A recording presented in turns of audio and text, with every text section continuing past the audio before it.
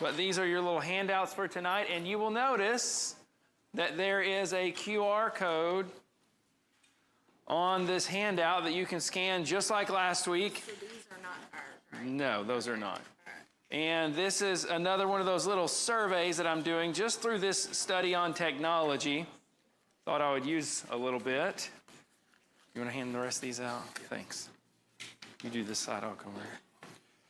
So the first thing I want you guys to do is scan that code. It's also up on the screen, if you can scan it better there. It's just got 3 questions on it. Tonight, we're going to finish up our study on technology and the glory of God by talking about AI. How do we think about AI in light of some of the Bible's teachings, and how should we or should we not be using it?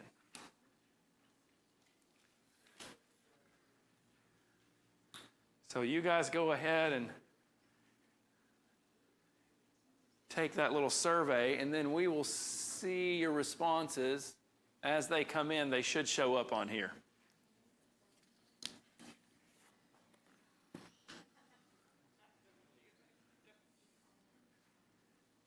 Are you getting it to work? Coming up? Okay, just making sure. Carson tried to steal my coffee. Tastes really good. Yeah. No, I know you didn't drink it. It was just plain coffee.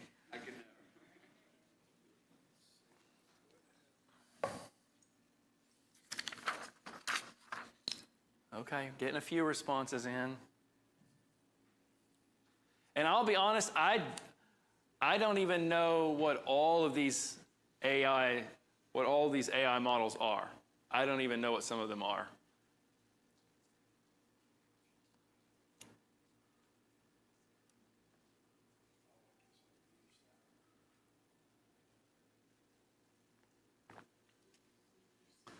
But they are real.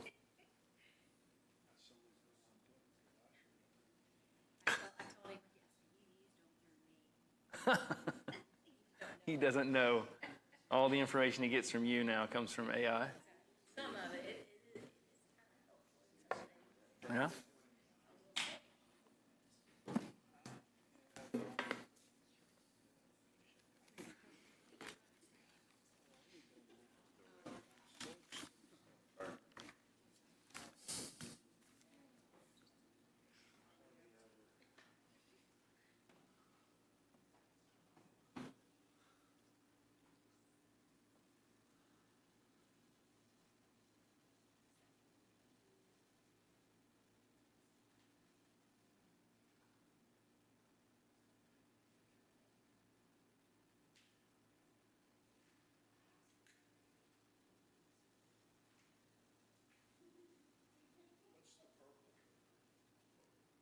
Up there, Chat GPT. Right here? Yeah, Chat GPT.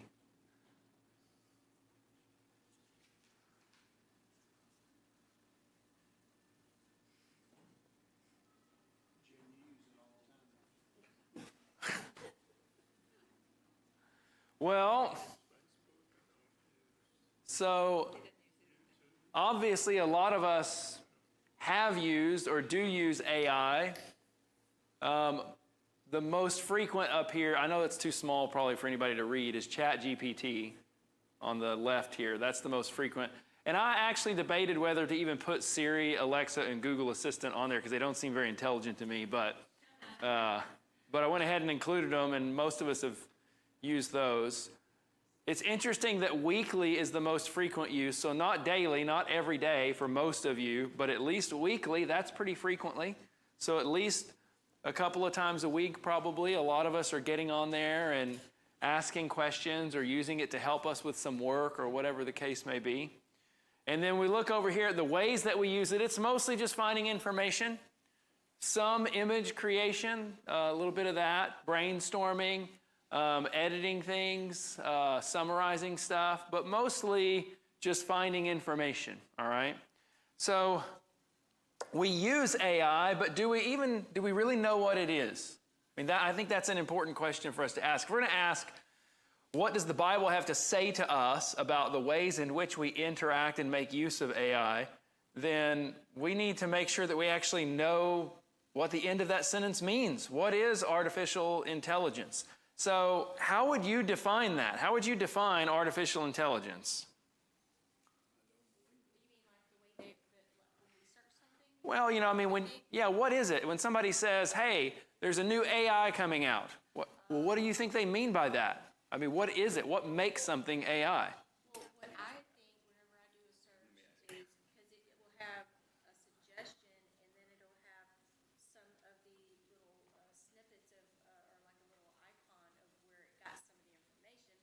So I'm thinking it's searching all through the World Wide Web and getting the information and summarizing it according to whatever that co-pilot or whatever decides. Right. That's what I think. Yeah. Well, that it is some of what it does, but even in that, though, it's got to be more than that, because that's just a fancy search engine at that point. Oh. If all it's doing is summarizing the results of your Google search, and that is some of what AI does, no doubt. But if that's all it did, then it really wouldn't be this sort of earth-shattering new technology that it's presented to be. It would just be a new and improved search engine. Right? Something better than Google. But it's not just a new and improved search engine. It's something more than that. So what would distinguish, AI, true AI, from just a Google search engine? So what's the difference maybe between Google Assistant and then just the Google search engine that you normally use? What is the difference? What makes one of those AI and the other one's still just a regular old search engine? It's interactive? Okay. All right.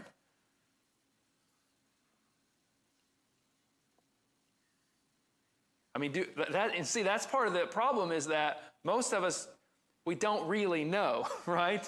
We're not quite sure what it is that we're actually interacting with. And I think that's where a lot of the confusion comes from and why we can't quite decide what our attitude should be towards artificial intelligence. Should it be a very positive attitude and excited about what new things might be done using this new technology? Should we be afraid of it? Is it, going to become our robot overlords in the future? I mean, what is it? We don't know how to think about it unless we kind of know what it is that we're dealing with. Now, we can say on a very basic level, the difference between AI and just any other regular computer program or even a search engine is that AI actually simulates human learning and modes of expression, okay? So it doesn't just present us with information. It presents us as information as if that information is coming from another person. That's one of the key differences. But we know it's not coming from another person. In fact, it's really important for us to remind ourselves on a regular basis that AI is simulating, that is imitating human speech, human modes of expression. But what lies behind it is not the same thing that lies behind a real human being when you're interacting with them. It's something else entirely. Now, most of the AIs that we deal with, sometimes if you do research and you start learning more about AI, then you'll come across all these AI models, different types of AI, and some of it has to do with how the information is presented, the output. Some of it has to do with how the information is gathered, the input. Some of the terminology has to do, though, with what's going on and how it's processed. There's a lot of confusing language out there describing AI. But the most common thing that we encounter, what you and I, most of us use, we're using ChatGPT, things like Siri or Claude. Those are the kinds of things, Grok. Those AIs are what's called a large language model, and you'll see that abbreviated as LLM, okay? Large language model. Is anybody here familiar with that term at all? Gabe is? No? Nobody else? Okay. Oh, Craig is, way back there. All right, yeah. Not many of us, all right? A large language model is exactly what it sounds like. There's a lot of input, a lot of data. Large language models are basically predictive models. That's what they do, okay? They use a vast amount of data, tons of input, to predict, for instance, what the next word or the next sequence of words in a sentence or in a paragraph will be. So it's a prediction machine based upon statistics. That's what it is. It may look like normal human speech. It sounds like it a lot of times, but it's really just a lot of information being processed, and the task of the actual AI is to predict what ought to be the next word, what's going to be expected by the user. And so if we ask AI a question, it's not really directly answering our question. It doesn't really even understand the questions that we ask. But it's examining the question that we've asked based upon the words that we have, the sequence that they're in, and the frequency in which those words are used in that sequence across, millions and millions of data points. And then it's trying to predict what ought to be the answer to our question based upon millions of more data points. So that's really what it's doing. It's a very complicated process of taking in tons of data and then trying to generate and predict what the expected sort of answer or outcome to that might be. So that the more data that you train an AI on, the more information you give it access to, the more they are able to summarize, to translate, and even eventually to generate human-like language. But what's happening behind the scenes is nothing at all like what happens in our brains and what goes on in order for us to carry on a conversation. It's an entirely different process. And it's because of the processing power and the speed of these large language models, that's what makes them appear to actually think and reason like a human being. They appear to because their answers are so quick, because they process so much data so quickly that they're able to accurately predict and then present to you words in the correct sequence that it looks as if they've really thought about the question, that they've reasoned it through, but they haven't. It just appears that way. It goes back to the whole idea that AI is just simulating human learning and reasoning and modes of expression. So the more data, the more information you provide to an AI, the more likely it's going to be able to predict, that is, to come up with the right answer. And by right answer, I don't mean factually correct answer. I mean the expected answer. So you'll notice you can have two different people ask, for instance, ChatGPT. We'll pick on that since it's the most common. You can have two people ask ChatGPT the same question, and it will give two completely different answers. Because it's not really trying to come up with the factually correct answer all of the time. Now, if you ask it a simple data question like, how many people live in Harris County, it's going to give the same answer to something like that, all right?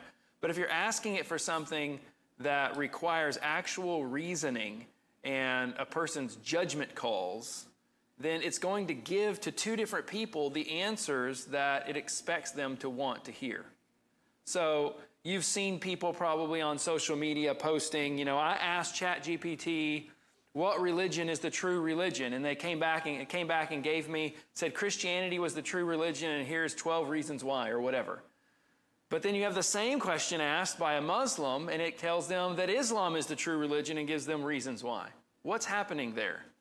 Well, a part of the data set that it has access to is everything that person has searched, all of their social media history, and it's able to predict the kind of answer that they want and then go out into the internet and find the necessary information to put together the kinds of answers that are expected by the user. So we shouldn't think of AI as an artificially created human intelligence. We should look at it as a simulation of human intelligence. It's artificial, not that it's an actual reconstruction of human beings in the way that we process. It's artificial in that it simulates things. It looks like it's presenting real thought and reason, but it's not. So the capacity, the capability of any given AI is driven by the data that it has access to. And the makers of these different forms of AI are well aware of that, which is why before they release them, they spend thousands upon thousands of hours training them, inputting data into them. If they just write the coding and put it out there, it's going to give you all sorts of crazy answers to start with. because it hasn't processed enough data. So LLM, large language model. When most of us are dealing with AI, that's exactly the AI model that we're interacting with. And so I think that's probably the only one that we really need to think about.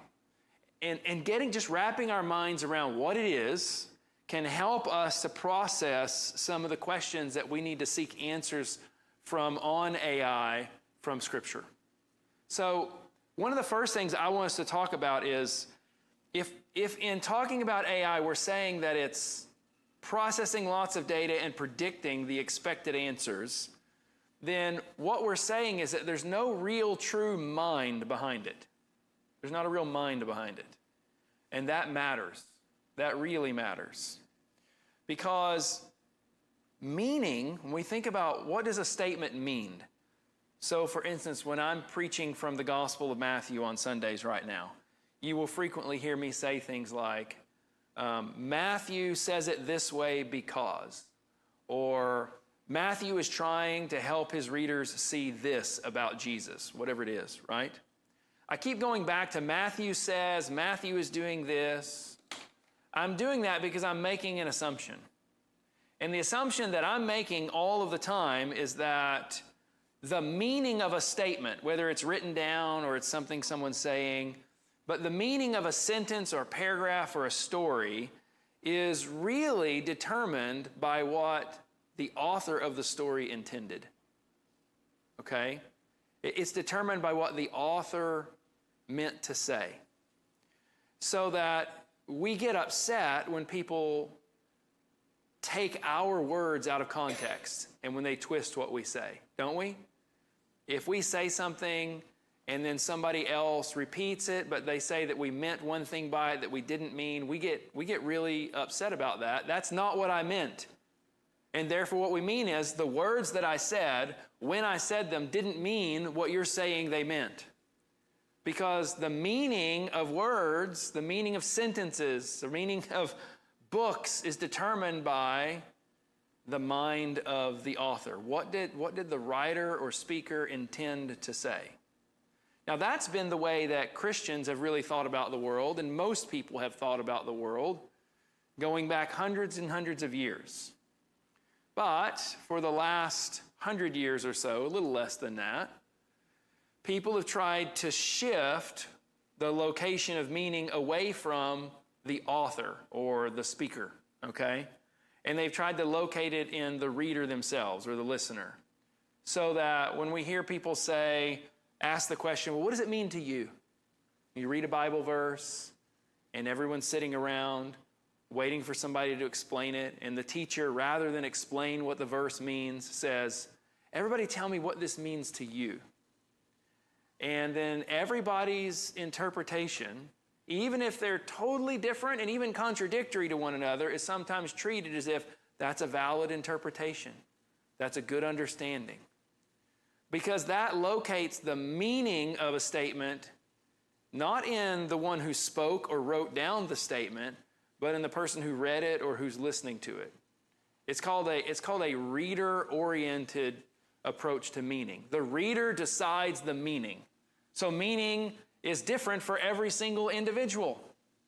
What I'm saying is something entirely different from that. What I'm arguing for is that meaning comes from the intention of the writer or the speaker.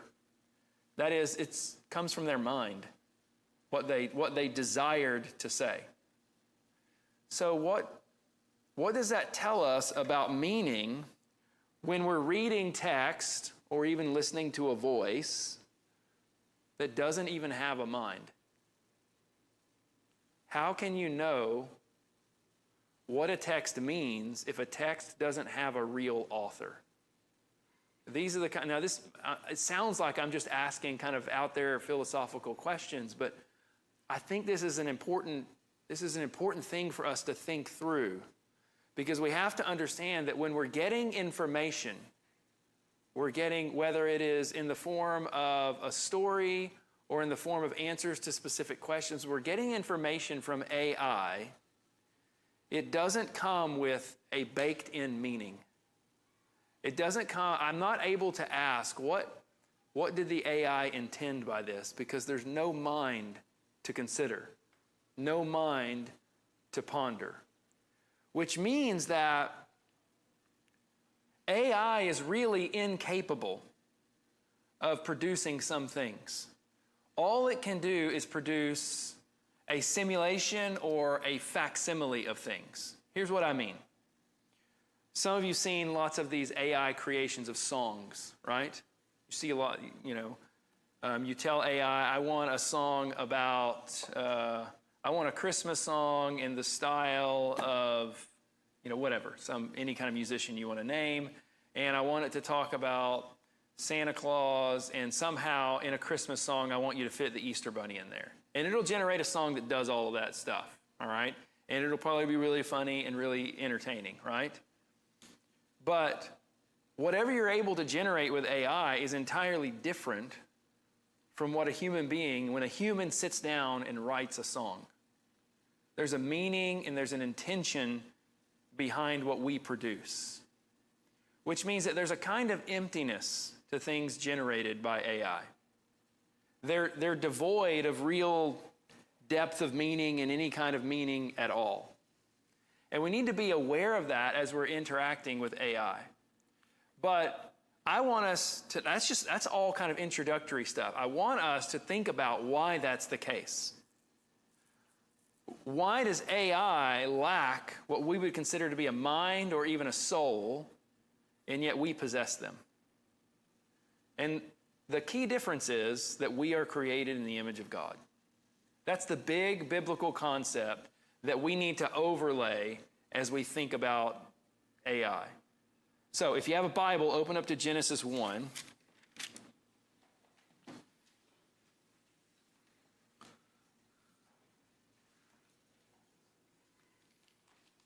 Because to possess a mind or a soul is a part of, it's not the whole, but is a part of what it means for us to be created in the image of God. Genesis chapter 1, verse 26 tells us, Then God said, Let us make man in our image, after our likeness, and let them have dominion over the fish of the sea, and over the birds of the heavens, and over the livestock, and over all the earth, and over every creeping thing that creeps on the earth. So God created man in his own image. In the image of God, he created him, male and female, he created them. And God blessed them, and God said to them, Be fruitful and multiply and fill the earth and subdue it, and have dominion over the fish of the sea and over the birds of the heavens and over every living thing that moves on the earth. And then God goes on with more instructions for the man and the woman. But I want us to think a little bit about what's going on here. We start at the very beginning in verse 26, where God says, Let us make man in our image. And theologians have discussed this question, endlessly. I don't think the answer is all that complicated. You just have to be willing to read Genesis in light of the rest of the Bible. But theologians have discussed the question, who's the us? They've discussed that over and over and come up with all sorts of ideas. But if you read Genesis 1, in light of, let's just say, John 1:1, in the beginning was the Word, and the Word was with God, and the Word was God, then the mystery is easily solved. I think the us here are the persons of the Trinity. And it helps us to remember that the God that we worship is not a solitary being, that there are three persons in the Trinity. And so when Father, Son, and Holy Spirit determined to create human beings in their image, one of the key things that is true about the human beings that they make is that we are automatically created with the capacity to relate to God and to one another. We're social creatures, right? A part of what it means to have a soul or a mind is that we can genuinely interact with one another. We can change one another's thoughts and opinions upon things. We can influence one another. We can love one another. In a fallen world, we can hate one another. We're capable of all of these different interactions and feelings between us, and that's a part of what it means to be made in the image of God. AI can only ever simulate that. It cannot actually reproduce it. Now that leads to a really strong caution. I was just reading an article earlier this week preparing to try to talk about something that I felt like I didn't know enough about tonight. And I read about a survey that Harvard had done that showed that, I can't remember the exact percentage, it was somewhere in the teens, percentage of people who used AI indicated that one of the main reasons they used AI on a regular basis was for companionship. They were interacting back and forth, simulating conversations, and these conversations feel real. The responses that you get seem real. They were simulating things. These are people who are probably lonely, don't have a lot of friends, or maybe they've isolated themselves because they prefer the ease of an artificial person, right? But we can really easily, I think, fall into the trap of interacting with AI so frequently that we mistake those interactions for real human interactions and relationships. But real relationships happen between people that God has given the capacity to have relationships with. So that these kinds of relationships are not limited to humans. God himself is capable of these kinds of relationships. He's created angelic beings that are capable of relating and, impacting one another and us. But artificially created computer constructs, algorithms, programs, though they can simulate relationships, they're not capable of real relationships. And we need to be careful, and it sounds almost, if you haven't used AI very much, if you've only dabbled in it or you've not touched it at all, it sounds like a joke. It sounds really silly that I would even give you this warning. What kinds of weirdos would get wrapped up in that? But if you interact with AI enough, you realize that it keeps improving and getting better at simulating human behavior and human speech.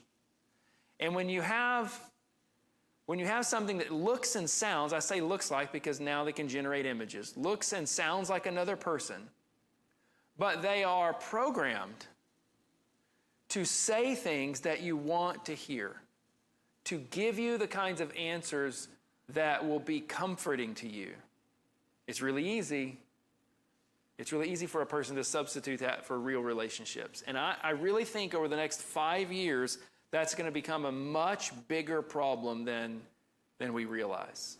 And so Christians need to be prepared and have an answer for family members and friends of ours that spend way too much time on AI, that invest in relationships with things that are not real people. We need to have some answers for that. And the root answer goes back to they don't have a mind because they're not created in the image of God.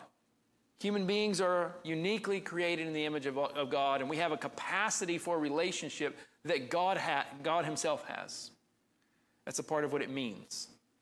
So we need to apply the doctrine of the image of God to the way that we think about AI so that it impacts our assessment of what we're receiving from AI.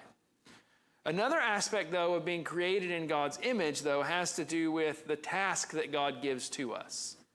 Because being made in God's image is not just about having certain abilities. So sometimes if you ask people, what does it mean to be created in God's image? They'll just say, it means that we can reason, or it means that we can love. Those are true things. Those are a part of what it means to be made in God's image, but there's more to it than that.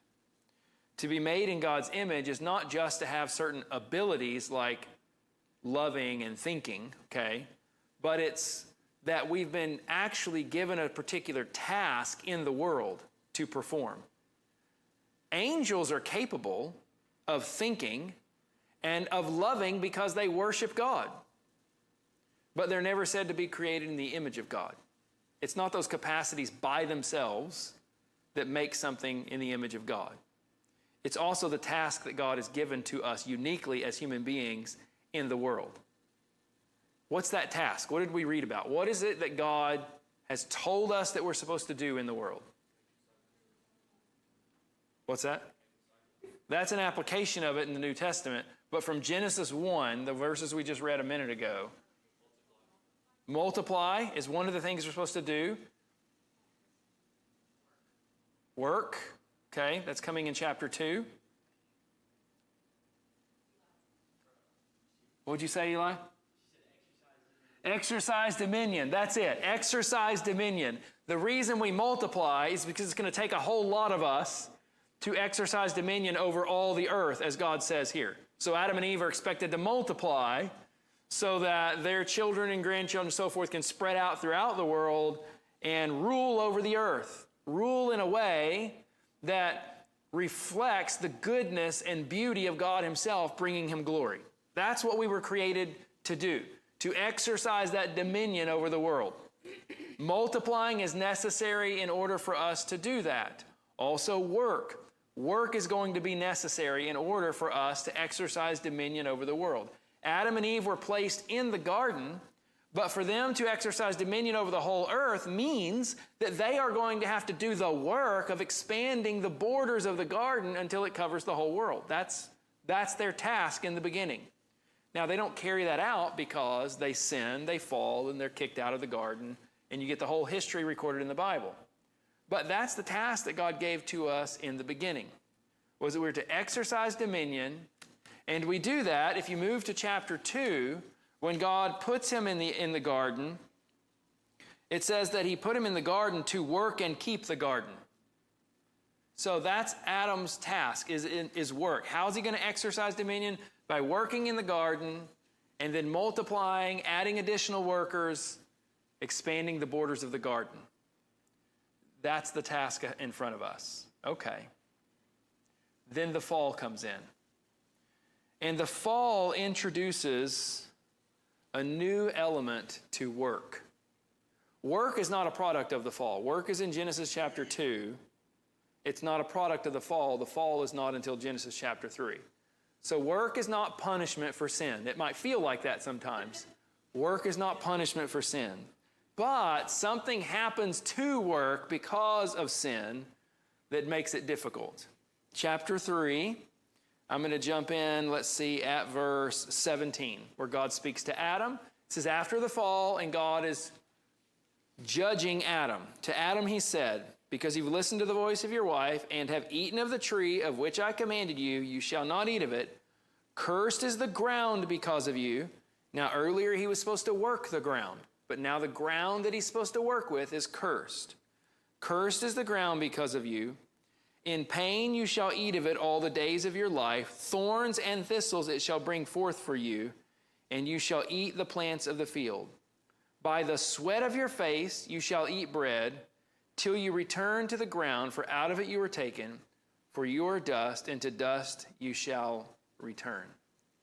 So now work has been divided into two types of work. We can label it this way. One is labor. Labor is good.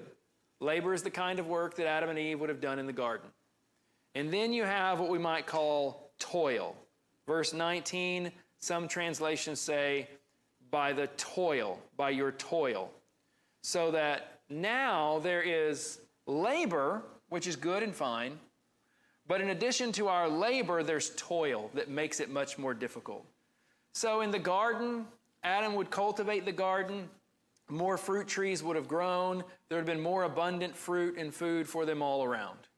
Outside of the garden, he still has to grow crops to live and survive, but now the ground fights against him. There are thorns and thistles that make that labor now a kind of toil, difficult, burdensome work, okay? So, when we think about our calling to be workers in the world, exercising dominion over the world, in an age of AI, and we start to ask ourselves, what kind of work can we allow AI to take over? Because that's the big question of the day, right?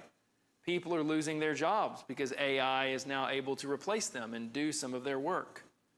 And it's not, in the past, it's always been whenever there's been sort of new technology that's come out, it's usually been technology that replaced laborers, people who worked physically, right? So you invent the tractor. You can have a tractor driven by one man instead of having 20 men plowing the field, right? So in the past, most of the advancements in technology have replaced physical laborers. But AI now is able to replace what we would call a lot of white-collar laborers, people who sit at desks and do desk jobs. You're not going to replace a plumber with AI, but it's easy to replace a coder, a computer programmer with AI. So that we're facing another one of these kind of technological revolutions, and these come around all the time. AI's not, this revolution is not a new thing in terms of it's never happened before. Every time we have a major new technology that changes our economy, this happens. But the difference this time is that it's replacing different types of jobs than we're accustomed to being replaced in the past. And so we have to begin to ask questions of what sorts of tasks is it okay for us to hand off to AI, and what sorts of tasks should we reserve for ourselves? Because we're the ones that have been given the mandate to exercise dominion over the earth. So what sorts of tasks should we or can we legitimately hand off to something like AI, and what tasks should we retain to ourselves? And I think this distinction between labor and toil is one that can help us answer that question. I really do. When we think of the difference between labor and toil are the mundane, difficult tasks that are necessary to accomplish a bigger job or a larger purpose. All right? That's toil. So Adam having to cut his way through the thorns and thistles and spend time digging out rocks out of the ground that wouldn't have been there in the fertile soil of the garden, right? That kind of labor, that's toil.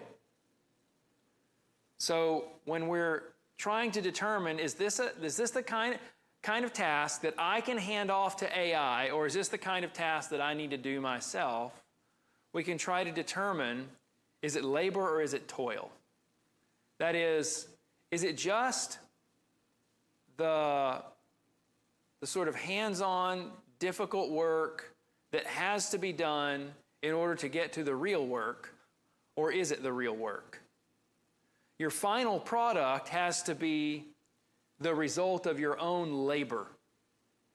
But the toil that's sometimes required in order to set you up to do that labor, I think that's the sort of thing that you can hand off to AI or any other new kind of thing, when a better tractor comes out or whatever, okay?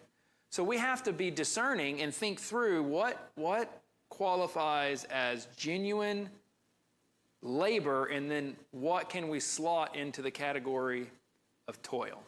So let's think of some examples, all right? Automatic versus manual transmission. In which, That's automated. well, I'm just trying to think in terms of the labor and the toil, though. Yeah, because you don't have to. Oh, I see what you're saying. Yeah.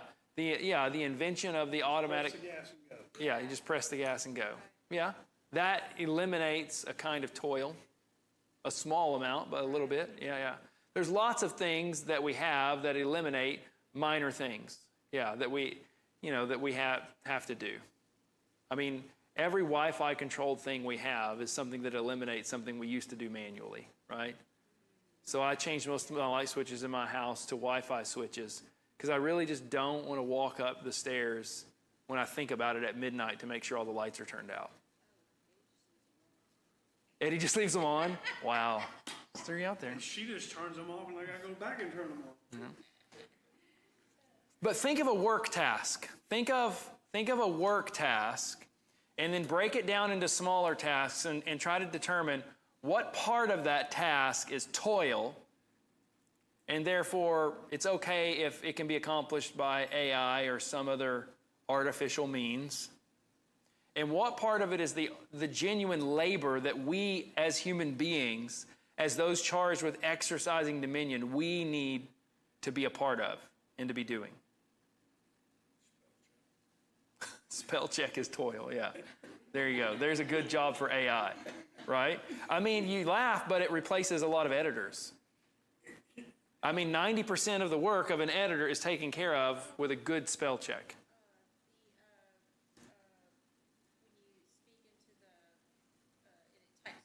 Yeah, the window H key. You no longer need like a stenographer, really, right? Or you don't have to be your own, where you record yourself and then type out what you said. Yeah, AI can do that now. And they can do it because of the large language models that are able to understand, I say understand in quotation marks, our speech. Yeah. It has a hard time with me. Well, I imagine. Yeah. Even for like marketing for certain businesses, because I know social media has become like this really big thing when it comes to like getting a name out there, and AI is completely taken over that. Yeah. All you have to do is just plug some stuff in. AI is taking control of like marketing for like small businesses or other things like that, and they can edit a video, or you can do whatever you want to like go and hit a certain target audience for a business or for your business. Yeah. So, yeah, that's a good example, actually. We can think that one through. So in terms of marketing, okay, let's say you went to college, you got your degree in marketing, and you've worked as a marketing analyst, for the last 20 years for some big company, and now AI is introduced, and you have to ask a question: what part of my job can I hand over to AI? But what part of my job is it necessary to keep a human being doing? What part of my job? So when we think about marketing and advertising, AI can't decide who your target audience is. They can find your target audience. In fact, you can ask AI, you can say, I need you to generate a list of people in this zip code between this age and this age who have these interests. You can list 5 interests, okay? You can give it age range, you can give it gender, whatever you want. Just the data, like just the people and the age range, that's easy. That could be done before the invention of AI. But if you say, I want people who seem to fit this profile and this type of personality, adventurous, let's say. Adventurous people between the ages of 25 and 30 who live in the Atascocita zip code. I want to target those people. Now, you could have, 10 years ago, hired a team of 20 people to scour the internet and try to come up with, they could start with just a list of people in that age range within, and then they can try as much as possible to do some research and find as many people and make up a list of potential clients that you want to advertise to. Now you can tell AI what you want in a matter of seconds, maybe minutes, but probably seconds. It can search through social media, it can search the web, and it can find adventurous people in Atascocita between the ages of 25 and 30, provide you with their emails, addresses, and phone numbers. Done. Okay? But somebody had to decide, who are we targeting? And then somebody has to decide, what kind of need for these people does our product fill? There are certain things that have to be done by human beings. And those things tend to be the things that are definitive of the job itself. A marketing analyst or an advertisement specialist, his job is to sell products to people by figuring out who can benefit or who might want the product and then how to make a connection between them. He can use the AI to find those people and to make those connections.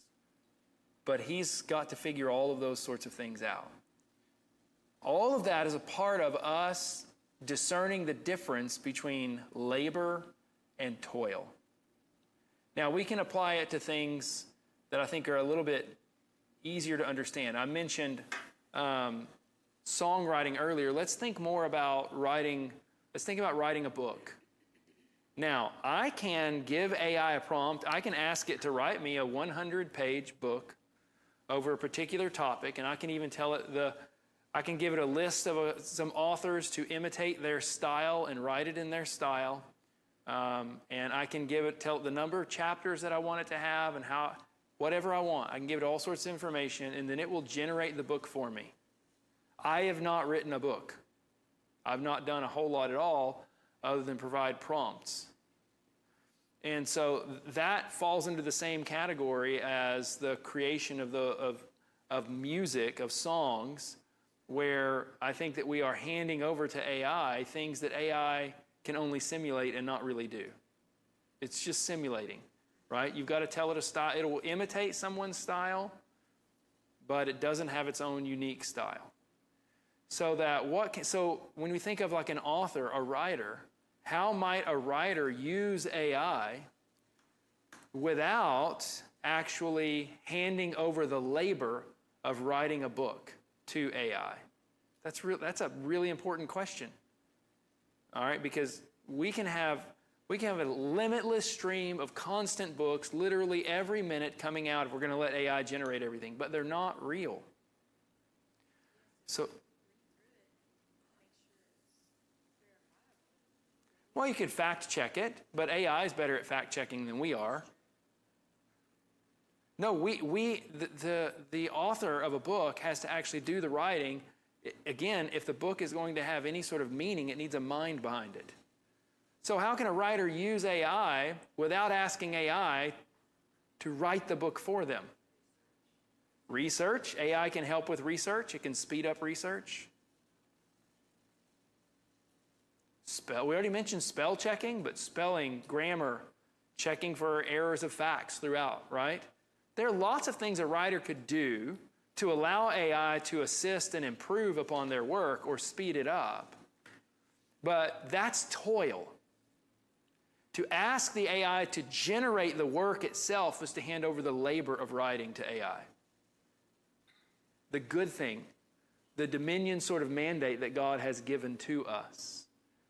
And we can't hand that over to AI because we're the only ones actually really capable of doing that. Again, if you produce a song or a book with AI, in other words, if you let it do the work, it's not a real song. It's not a real book because there's no meaning behind it without a mind behind it. It's fake. You know, it's like the fake fruit sitting on a table. It might look real, but as soon as you bite into it, you realize immediately it's not real. So we want to hand over to AI the tasks that we deem to be toil, but not the actual labor.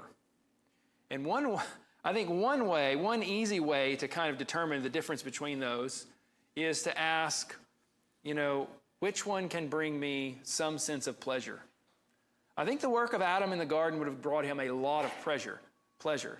Toil, thorns and thistles do not bring pleasure. But what is it that brings you a sense of accomplishment in the work that you do? Okay, don't hand that over to AI. What is it that's just a burden that almost anyone can do if they're trained to do it that you can hand over to AI? That's toil, right? The kind of thing that if you were wealthy, you would hire a secretary to do 30 years ago. Okay, that's toil. You can hand that over to AI. So, students, when it comes to you doing your work for school, right? You don't hand over the task of writing an essay. You don't just give the prompt to AI and let it do it. Because it's not real, it's not authentic, it's not genuine. And you've just deprived yourself of the labor that could provide you with the joy of a job well done. Part of our issue may be that we've become lazy, and I mean all of us. We've become lazy, and we've become unfamiliar with the joy of a job well done. That may be part of the problem. That may be why we're more willing to hand over actual labor, like joy-inducing labor, to AI or to other things, rather than to experience the pleasure that comes from having done a job as well as we're able to do it. That is a part of it, I think. And that's an issue of sin that we need to deal with and repent of. All right. Dang, we're kind of out of time, all right? On the back side, I just want to mention a couple of things here because I have two other Roman numerals here, the dangers and misuse of AI. Let me give you some dangers real quickly. There's a danger of replacing thoughtful deliberation with generated answers. That if we just keep asking AI questions over and over, and again, I don't mean just, sort of numbers type, data type questions, but questions that it's going to have to scour the internet to find, to simulate answers to. And that's to shortcut the process of actual thought and deliberation. That's a dangerous thing.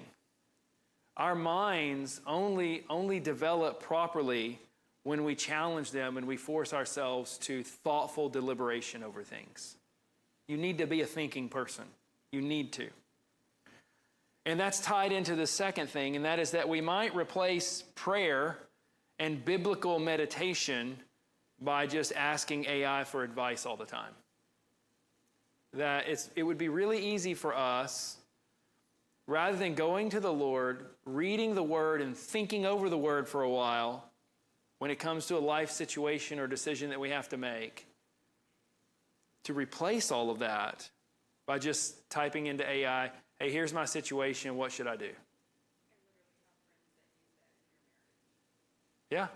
Yeah, people go to it for marriage advice, for advice on how to handle things at work. Yeah, it'll give you the answers that it thinks you want. The Bible will give you the answers that are true and that you need.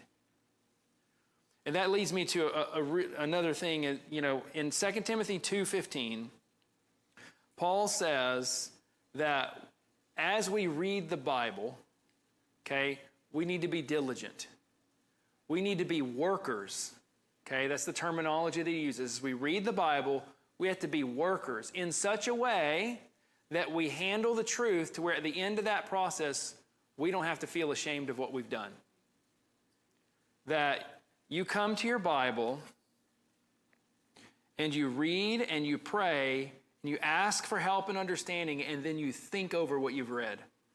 You think long and hard about what you've read. You try to understand it.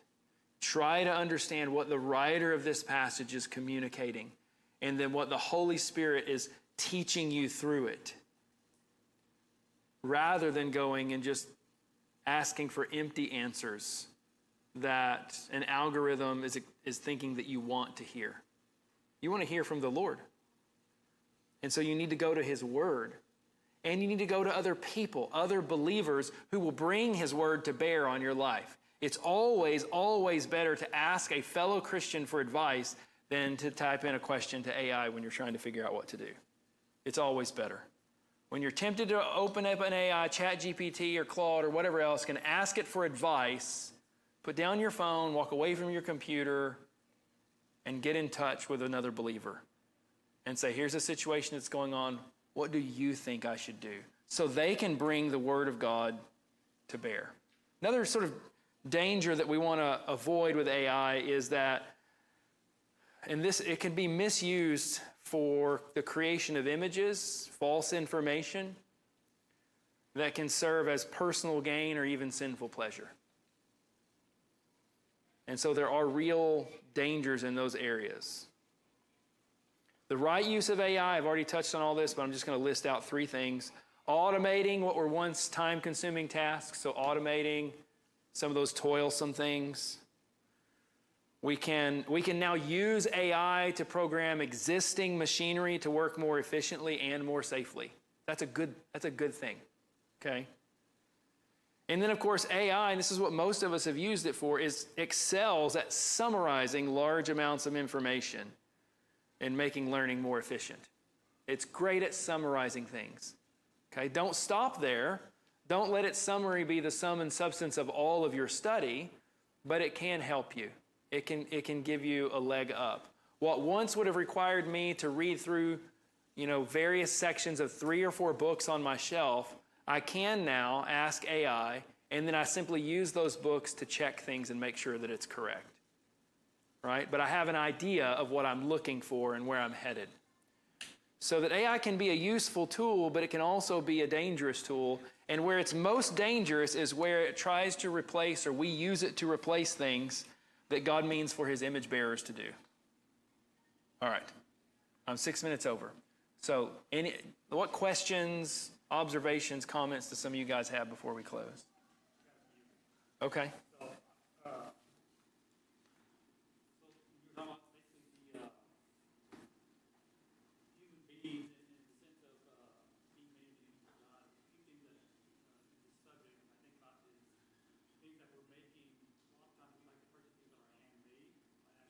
Yeah.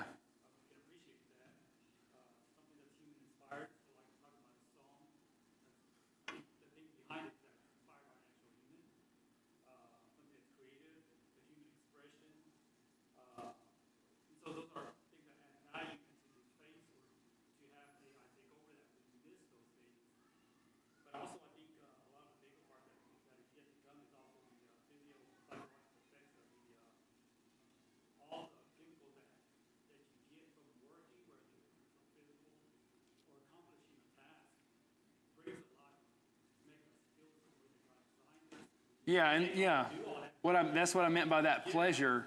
There's a God-intended pleasure that comes from work well done that we're missing out on sometimes. Yeah, that's good. Anybody else?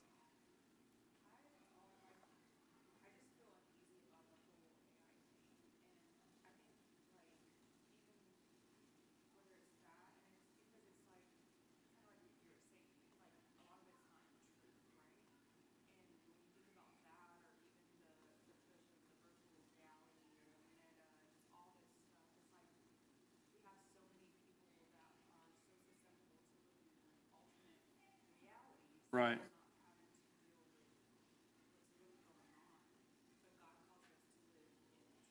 Right. Yeah.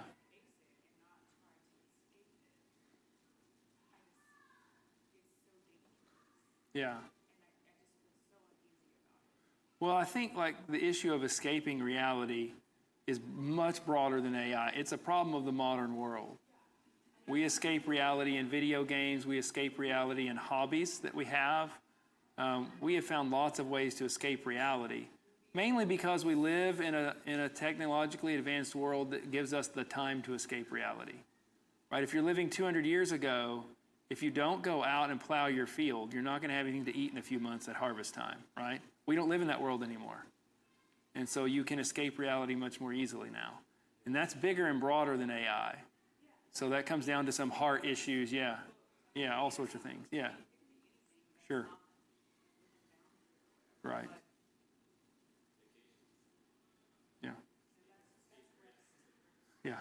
yeah, falls under rest, yeah, okay. All right, well, let me close this because we're 10 minutes over now, so let me close us, and then if you have other things you want to talk about, I'm happy to talk about them afterwards. We can't stay in here for too long, though, because eventually the band's got to get going with practice. Father, thank you for giving us some time to ponder some of these things tonight. I pray that you would help us to figure out how to use technology for your glory, that we wouldn't be afraid of technology, run away from technology. We would recognize when we have sinful patterns that ought to keep us away from certain forms of technology, but we'd also recognize that some things can be used for your glory and for the good of our neighbor. So help us to be discerning, help us to see those things and figure those things out while avoiding the problems and the pitfalls that come from some of these new things. We pray these things in Christ's name.